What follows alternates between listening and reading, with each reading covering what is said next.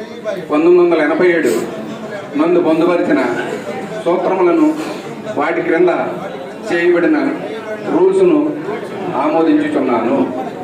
రాష్ట్రీయ పాలన ప్రమాణం మీరు చదివేసుకోండి.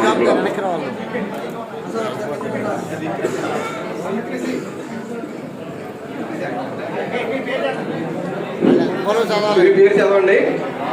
నేను